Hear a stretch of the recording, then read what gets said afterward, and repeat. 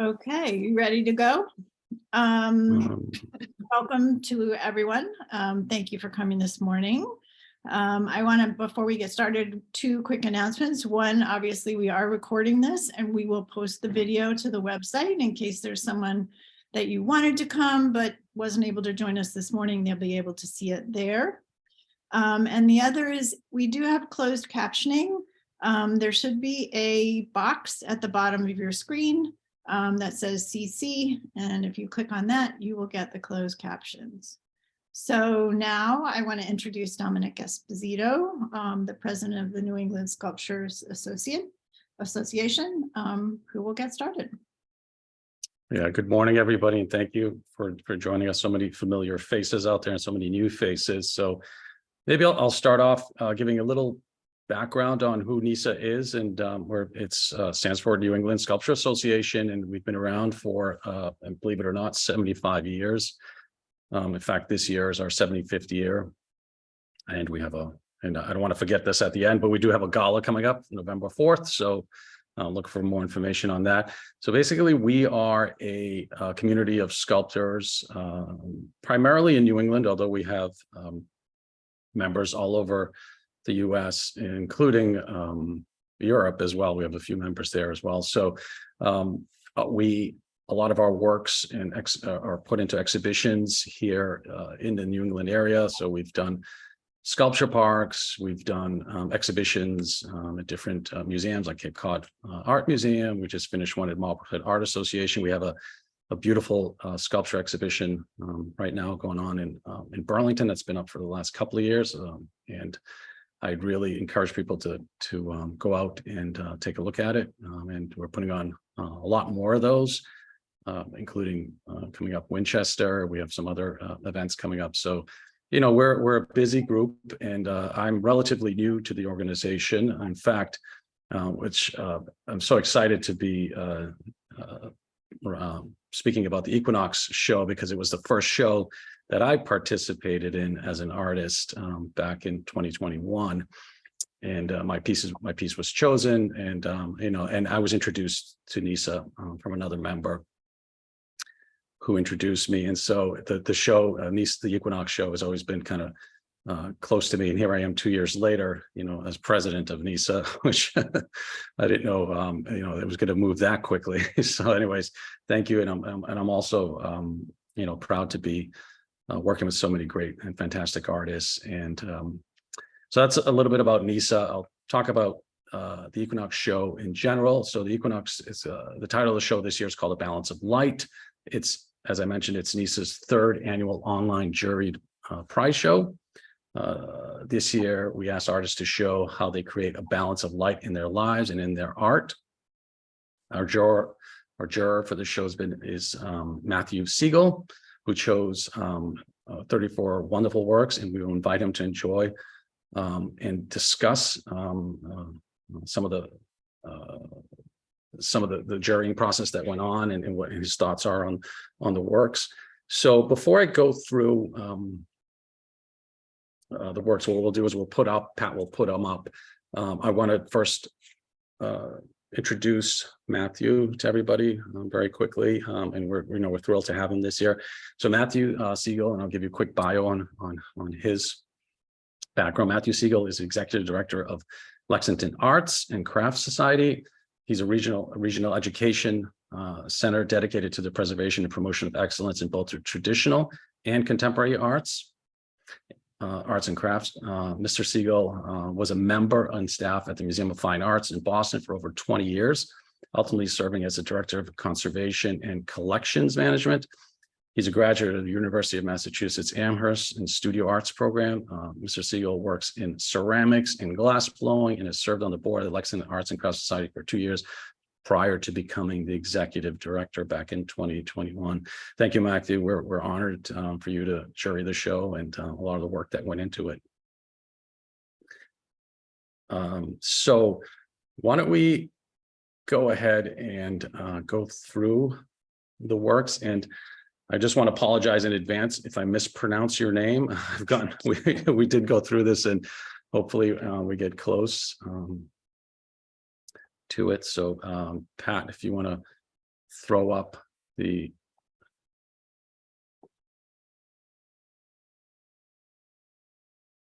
okay, can everybody see that? So the first piece there, and I'll go relatively slowly just so you can make out what I'll read is basically the first name, last name, and then the title of the piece. I won't get into the artist statements. It's just we have 34 participants this year, so it just take us forever to kind of read through. I know in the past we've gone into more detail about each artist, and some of that we'll be discussing during the Q&A as well. So the first piece here is by Carolyn Worth, and the name of the piece is entitled Aloft. Sorry.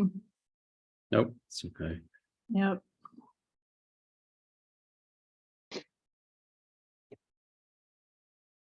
Trying to get to the control, which is not working.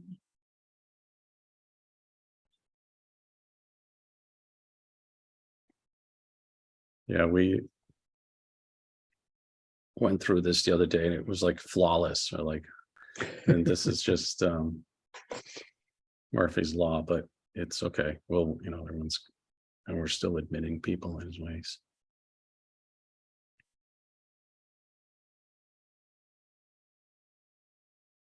Okay, got it. Okay. Sorry. Oh, perfect. Next piece, this piece is Bruce Armitage, and the piece is entitled Balancing Act. Next piece is by Beta Asbridge, and it's called Blue Mountain.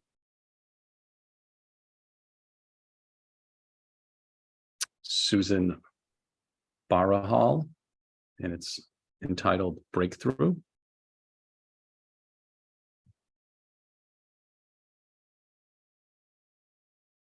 Howard Goldfarb, it's entitled Color and Form, Nature's Balance. Beth Harwood, Dance for the Universe. Dan Rocha, entitled Dragoon. I don't think it's Dragon, but I think it's, I don't know. Let's see what we'll ask him. Madeline Lord, Dreamers.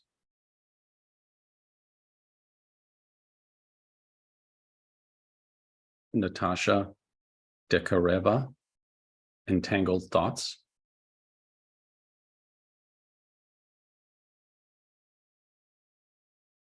Craig Anderson, 50.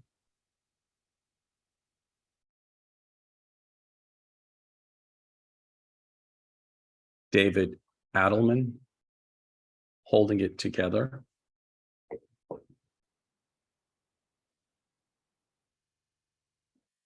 Kevin King, In the Garden.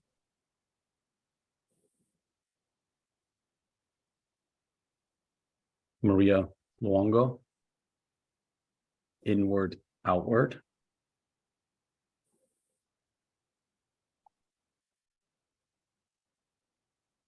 Aaron Broder, It Chooses Chaos.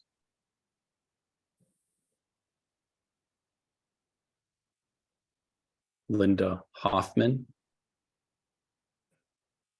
Lydian's Harp.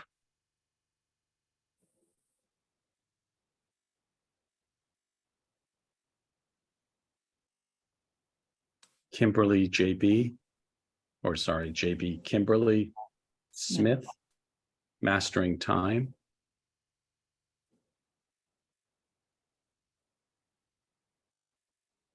Maris Barreto, Mile High. Elisa Adams, Momentum.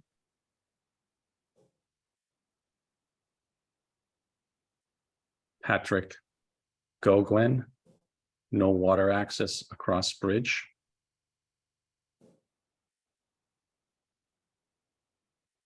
Scott Keeley, Queen Angel,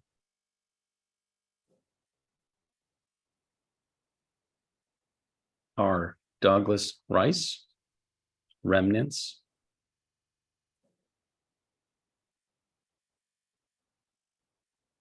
Westy Egmont, Sea Goddess,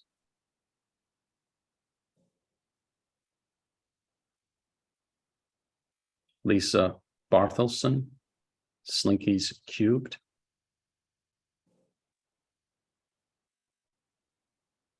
Camille DeMarco, Soleil,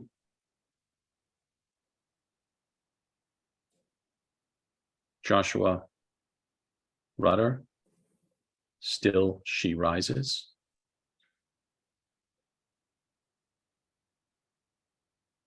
Martina Angela Mueller, Sunwheel,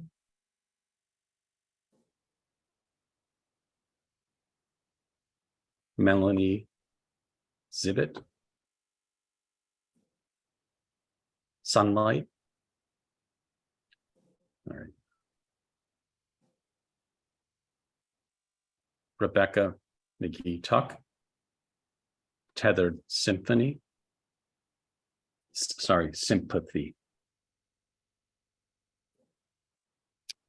Lynn Simmons, Time Based.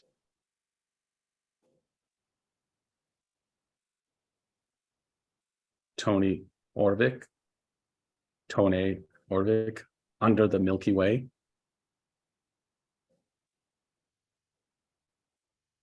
Alan Weinstein, Vertebrata.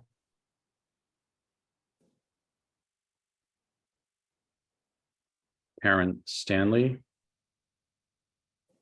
Vertical Water, OJ. We'll see if she's on. Carla Goldberg, Water Under the Bridge.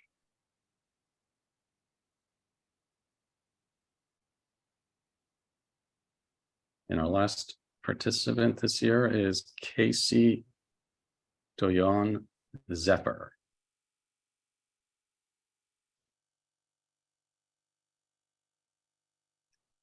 Okay, great. So as you can see, there's some pretty remarkable work here in the show this year.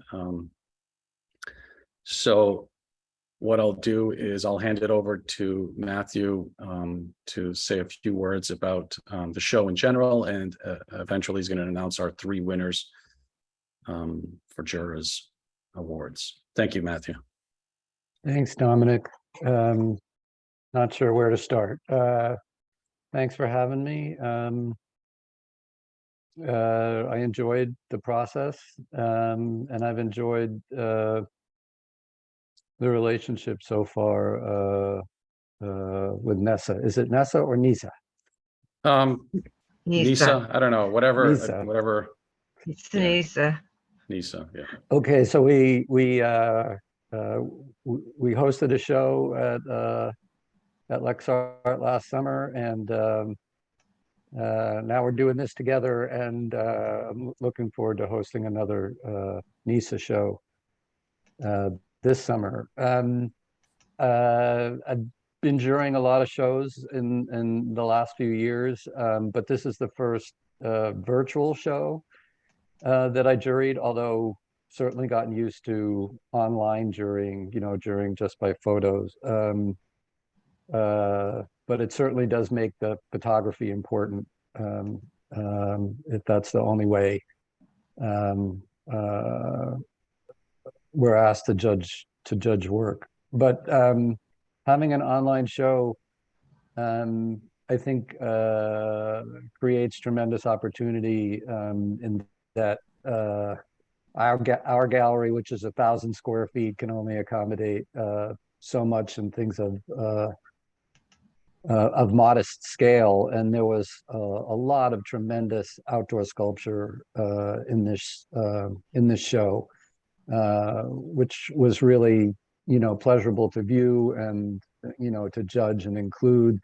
And I just encourage to continue programs like this, because it makes that possible. And I felt it really helped overall in in the group of work on the whole, and in the strength of the show, and it just added a lot. I think also it's interesting to see how people choose to try and give context for their work.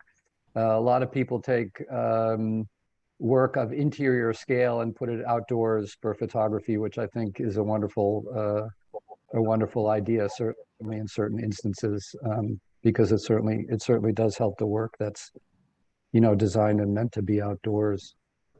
That said, I just want to tell you, about my own, how I view sculpture, how I approach the show, and would approach looking at any exhibit of sculpture.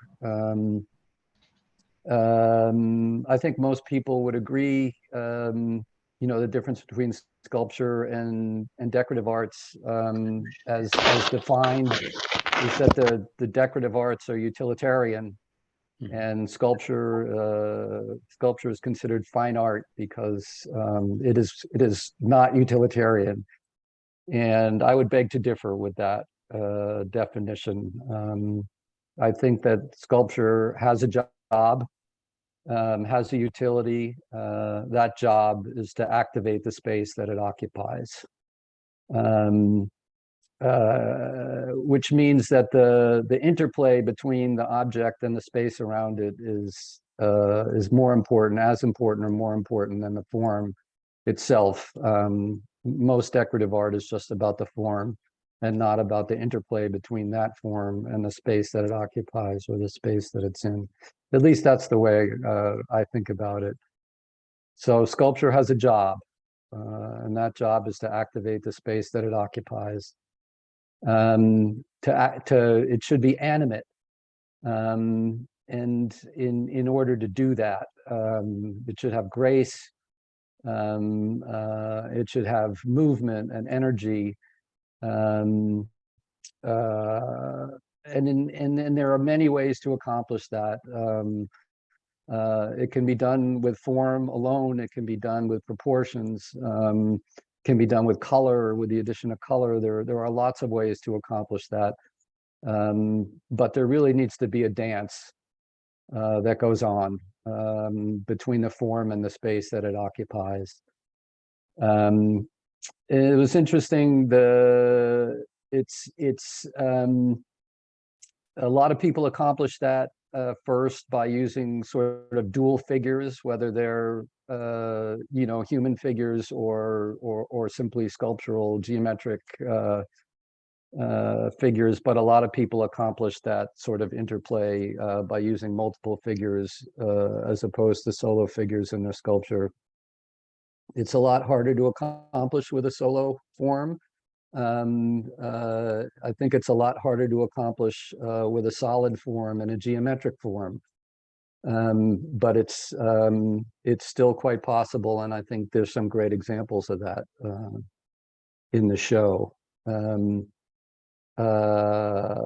I chose the strongest work, I thought, from each artist in the show, and I think overall it's a very strong show, and like I said, it was enjoyable. So and I don't know if at this point anybody wants to comment or question those comments before I move on and talk about the award winners, or I don't know how you'd like to do it, Pat or Dominic. You let me know. Yeah, maybe let's announce the award winners, and then from there we can take some, either unless anybody has questions now for Matthew, but okay, why don't you just maybe. Okay, there's let's see, my instruction were three awards, all of equal merit or value. Is that correct? Because yes, that's right. Yeah. Okay. So the first one is momentum. I don't know, you're gonna pull up that image? I believe this is Alyssa's work. Am I correct? Yes. That's right. This, I think, in a wonderful way, represents all the points I just tried to make. I think it's wonderfully animated. It has lovely energy and grace, and the interplay between the form and the space around it is just tremendous. The alabaster is a particularly precious material, in that it's not the form itself is in its translucence is not exactly solid, so it's not just the positive and negative of the form. There is something that's happening with the light passing through the alabaster, which is really quite wonderful as well. And what I would also say, it's a little harder to discern in the photograph, sort of the idea of scale. Certainly the larger the scale, the more of a volume of space a piece is able to activate. But certainly within the frame here, this piece does a phenomenal job of activating the space that it occupies. So thank you, Alyssa. Thank you, Matthew. The second award goes to Remnants.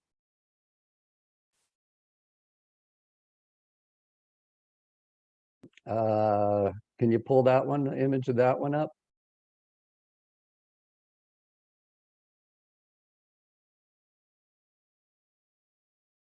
Is this artist on the call? I believe so. I am here. I am Yeah, here. Doug Rice. Yes, he's. So again, I think this is that piece You're has showing different work. a lot of other things, as opposed to the alabaster sculpture, Alyssa's alabaster sculpture we just looked at. This has accomplishes the same things, but in different ways. Again, the interplay here between the form and the space that it occupies, the positive and the negative, is tremendous. Both in what I would consider sort of geometric form, as well as as in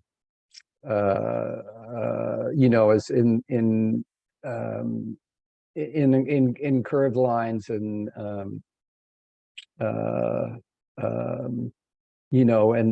and grace as much as bulk. But I'm really curious, Douglas, as to whether these are true remnants, and they're what's left over from the forms that were cut out of them.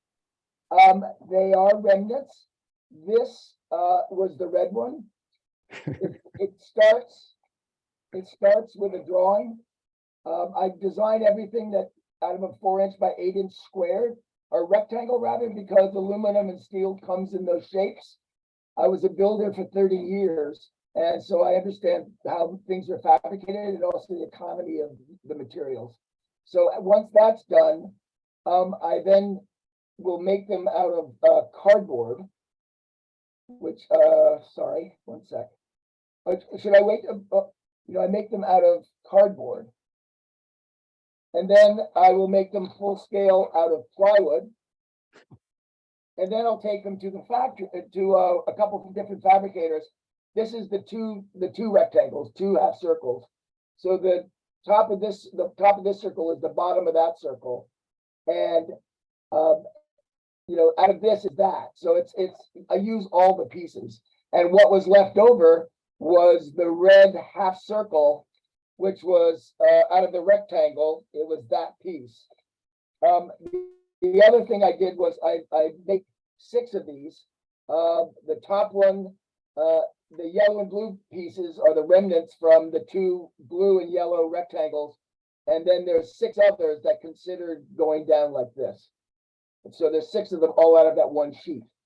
So they truly are remnants. And the first sculpture I had them do I just got back this raw aluminum, and I thought, well, that's not very helpful. And so when they went to do it, I said, powder coat the scraps. So there you go.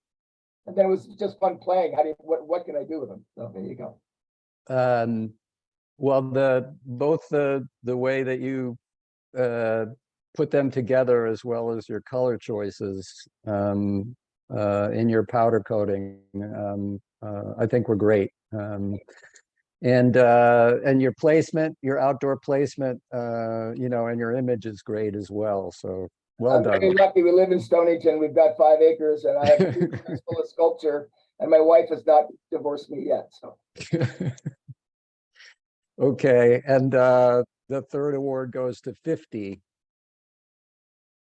which is a outdoor Corten steel sculpture. beautiful. So I just think it's tremendous to be able to accomplish the sort of grace, the organic form and the grace of this form overall using Corten steel. If this artist is on, I would love to hear about this process too. But this does a great job of being animate and carrying a great deal of energy and activating the space around it, and that space that it activates because of its scale, you know, can be enormous. And I also think the unfinished surface and you know, the monochrome surface works extremely well with the form overall. I believe this is a very strong piece as well. So if you're on the artist, I don't know. Yes, he's here, Craig. There he is. Okay. Wait, I think you're muted.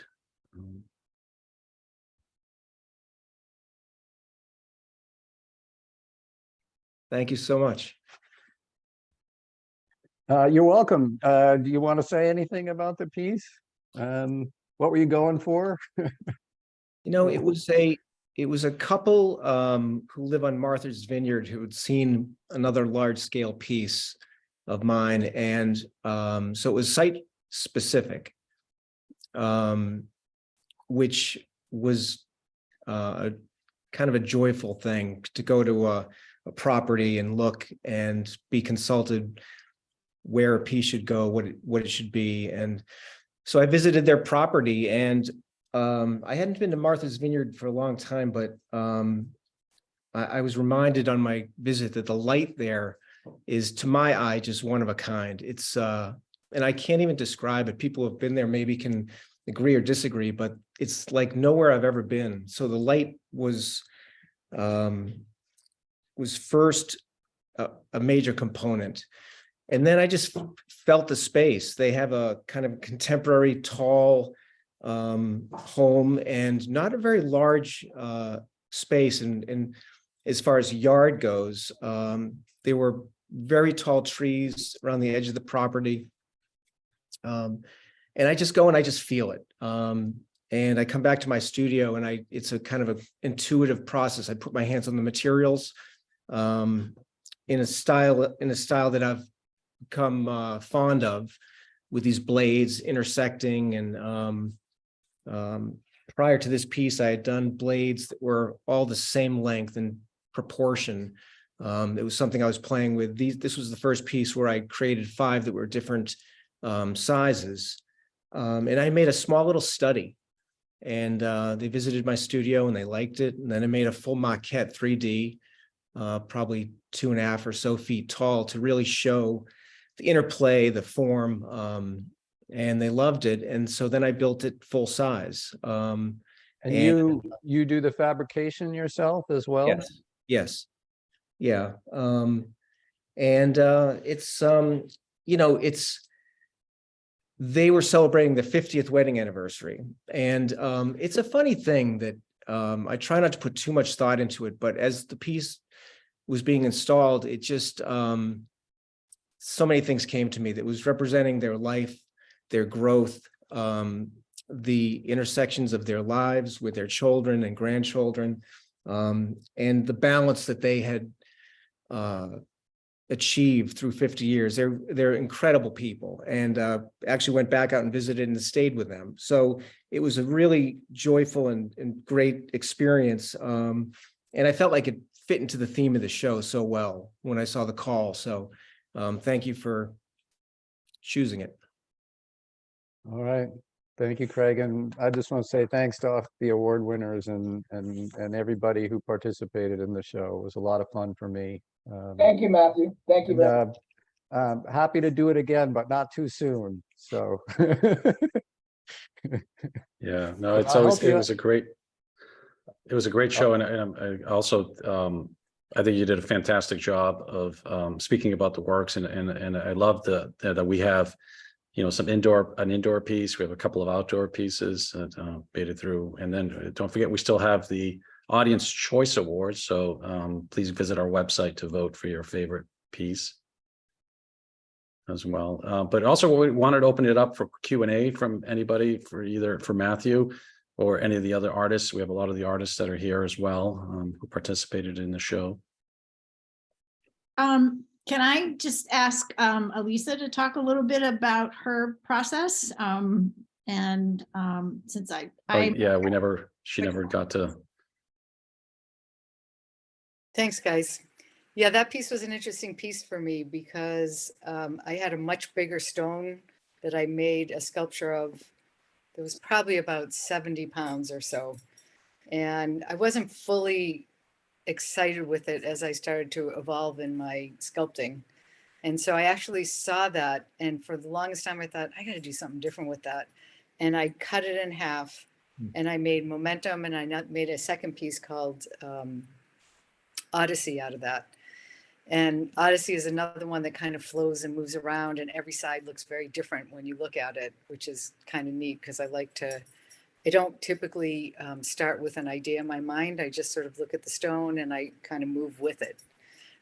So Odyssey was you spoke, Matthew, about the finish in it, and Odyssey was very much polished up to like 1500 or 2000. So it was quite translucent, very, very shiny. And then when it came to momentum, I realized it needs to be a little opaque. There was something about the shape of that and the energy of that stone that I didn't want you to completely see through, but that you get to see the colorations in it anyway. But I didn't want it to be really shiny. I thought it was going to distract from it. So that's interesting that you picked up on that. And again, I really appreciate you seeing the movement and the energy and kind of the dancing, and a lot of my pieces have these characteristics to it because I want people to feel, you know, love and energy and peacefulness and movement so that they're moving ahead in the world, even though we're having kind of a rough time living in the world these days. So that's what my work is really about. So thank you again for jurying. I appreciate your time with this, and thanks for choosing my piece. a pleasure. Okay, great. I have a question for Craig. Can I ask? I have a question for Craig. Yeah, go ahead. Go ahead. Okay. Go ahead. Craig, can you hear me okay? Yes. I'm just curious about your process. What is the material? And you say you fabricated itself. It's maybe what, 12, 15 feet high, 20 feet No, high? that one's just 9 feet, 9 inches tall. And the material? It's Corten steel. It's 14 gauge Corten steel. And you're bending it yourself and welding it yourself and then assembling it all? What is your process? It's yeah, I do everything myself. One of the interesting things about this project, it was the installation was on a slight grade, which took some consideration in how it was anchored, so that you know, maybe that's too much detail, but the grade not being on flat ground was a big consideration that worked out quite nice.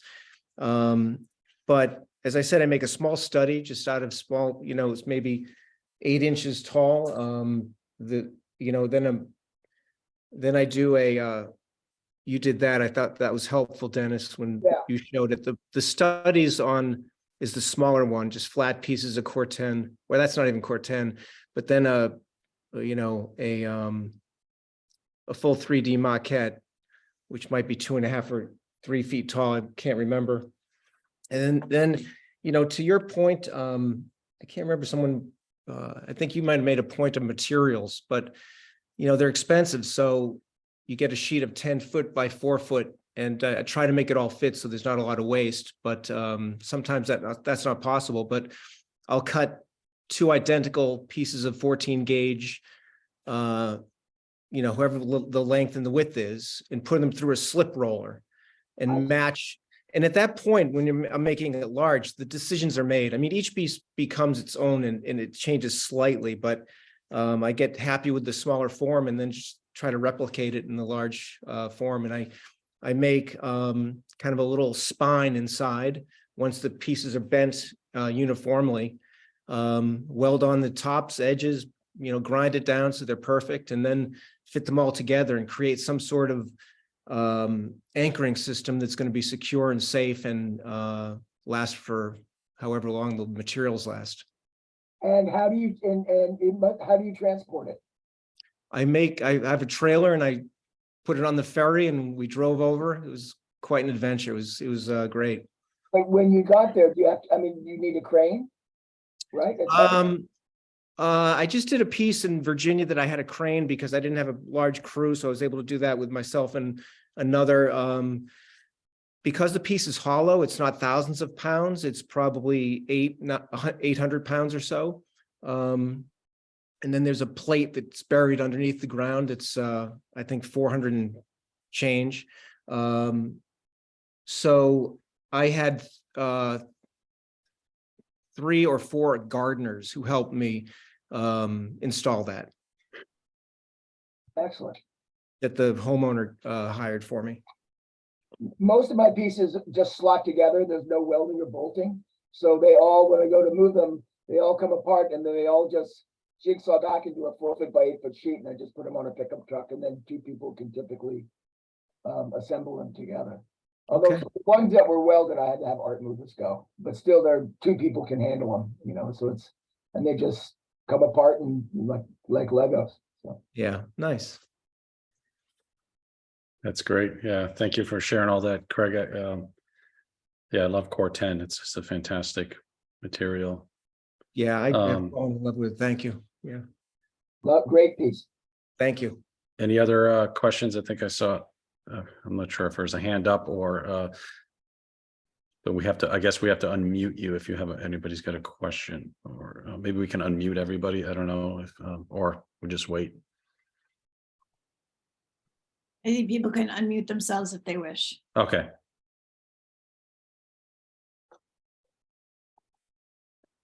Nobody else? Yeah, I think we have a good amount of artists here as well that, yeah, I mean, if anybody else wants to speak about their work that's in the show, they can also do that if they want to share anything. That would be great. I don't know if you're. Here we go. Kimberly JB Smith. Maybe you want to, we can pull her piece up. That will take a minute, but Kimberly, I think you should be able to unmute yourself. Just did it. Okay, great. Okay, so I was going to try to contact Matt Siegel because I really thought a lot about his talk about animation and what I could do with my work. So I learned something today. So I just wanted you to know that my mind was thinking while you were discussing the process that you appreciate and how I could take that and run with it. So thank you. Yeah.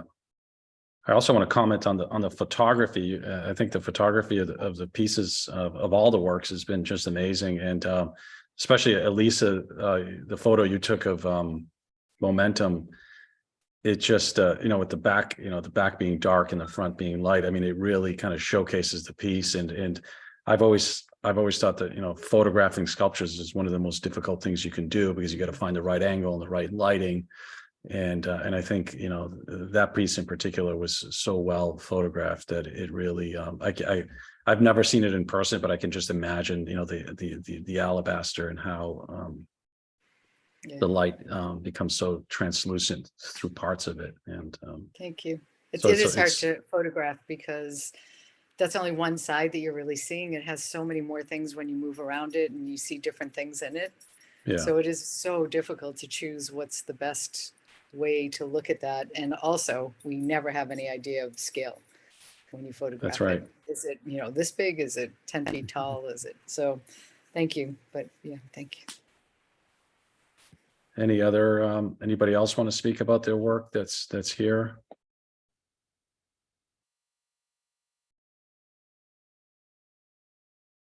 I have a question that, Go ahead, Elisa. so I saw that you choose like more modern forms. And do you feel like modern forms represent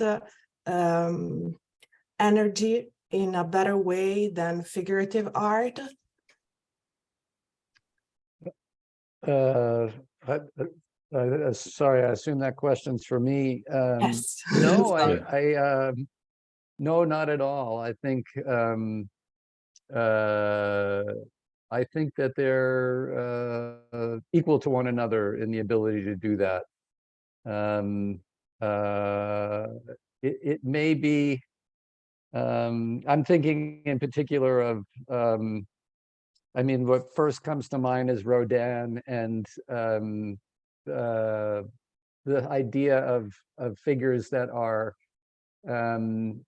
sort of folded upon themselves in a way, and the way that we read them is sort of anticipating, sort of the opening up and the unraveling of the figure, the discus thrower throwing the discus, or a crouched figure standing up, and the figures with outstretched arms, or no, not at all. I But it's a fair question, considering that there was no figurative sculpture chosen to be one of the award winners. But no, I think that they would be comparable in their ability to accomplish the things that I would be looking for. Do you Thanks feel for- like the time that we're living in as like a preference for the type of art that you pick today, other than the figurative art?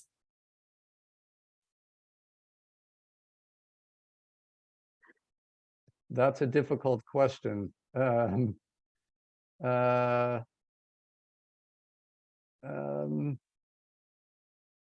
no, I don't. I think that they're, just as an example, the show that's currently, in our gallery is our annual high school show, and so many of the young people choose to do either portraits of their friends or self-portraits. It's just the type of work that young people do. I see it, year in and year out, and there's a wonderful, to me, there's a sort of a wonderful phenomenon taking place of people moving beyond trying to capture what they see, towards trying to represent what they would like to see, who they would like to be, how they perceive themselves, and sort of trying to take control of the representation of self. And to me, that is certainly as exciting as anything one could do with abstract form. That's just me. I can't speak for others, but I hope that helps answer your question. Yes, thank you. Any other questions for Matthew or anybody else? I think that's maybe, I don't know. I can't see everybody on the screen because we have 20. We did have close to 30, but I think we're dropped down to 25%. So that's all great. No, I think it's a fantastic show, and I could also pick on a few artists to speak. If I know that's sort of like a not, but I would love to hear about some of the other participants in the show, and if you want to, feel free to speak about your work and share your thoughts and inspiration for it. So no takers. I don't know, Rebecca or Al or Rebecca, you guys are always. I know you had a fiber arts piece in there, Rebecca. Do you want to? I can't Sure, see as you, long- but if you. I can't get on camera today, but I can talk if that's okay. Yeah, that's perfect. We can all see you, and that's a great photo, anyway. So. So the piece that is in the show is called Tethered Sympathy, and the reason why I submitted it to the show with the theme of balance is because of my work with ocean debris and ocean. So I was thinking of balancing nature and our lives, and the piece is made of the bricks. I'm sorry there wasn't a way to put closer images because it is a delicate piece, but they're bricks that have been carved by the sea. So I call them sea bricks. So you've probably seen them on the beach where they're softened edges. And I've used a Viking knit to hold them. And they're pretty much balancing just the tightness of the wire around the brick is balancing them and hanging them. And the plastic, there's plastic plarn, plastic yarn that is crocheted at the top to represent the seaweed that is always wrapped around organic matter. The plastic wrapped around organic matter. So I'm balancing I'm balancing the physical objects from the as they hang, but also it's a commentary on the balance of our lives in nature. Oh, that's great. I'm gonna put you further on the spot because I want you to maybe tell us a little bit about your and I know this because I follow you on social media, a little bit about your venture last week into Congress. So like a lot of our work of sculptors, it's so amazing that we have abstract pieces, we have figurative pieces, but we also have kind of I sort of classify, I would say maybe social activism, Rebecca. And Rebecca was well, why don't you tell us Well, about last week? Also in the balance, balancing art and activism, I traveled to Washington, D.C. with a group of people in a group called Surfrider Foundation, who are ocean activists. And I went and spoke in front of Massachusetts legislators in 7 offices in 8 hours, talking about asking them to continue to back the Break Free from Plastic Pollution Act in Massachusetts. And of course, being in Massachusetts, we had very open ears about it. And I appreciate you asking about it. It was a very exciting addition to my art practice and to my life. Yeah. So it was who was it from? Was it Elizabeth Warren and other? Yeah, it was we met with Keating, Congressman Keating, Elizabeth Warren's office. She was away, Senator Moulton, and Catherine Callahan, and I'm gonna miss one because I don't. Sorry, I was. There's 2 more that I can't come up with right at the second, but I'm sorry. No, and that's great. That's great work, and just shows that I think having the diversity in our membership is so great that we can talk about sculpture from so many different angles, which is also fantastic. Awesome. Thanks for asking. And thanks, everybody. Anybody else want to talk about their work? Or I think maybe Sunday mornings is a little tough to get energized. But unless, I don't know, is there a hand up? Doug, no, okay. All right, so I think I just want to kind of finish by thanking Matt, but I also want to, spend this time because we do have NISA members here, but thank you, Matthew, for the time and energy and so much thought that went into selecting the pieces, and we hope to have you back again next year. I think it was a great show, and I love watching all the pieces, and don't forget people to vote. But since I have we have participants from NISA here as well, I just want to kind of read through just a few things coming up for us as a organization. So April 15th, we have our first field trip, and we'll be doing more of these. And this one's at Artisan Asylum, so you can actually sign up online right now on the website, and we'll be doing a tour that'll be led by our vice president at NISA, who's actually the facilities manager at Artisan Asylum in Brighton. And it's a great makerspace.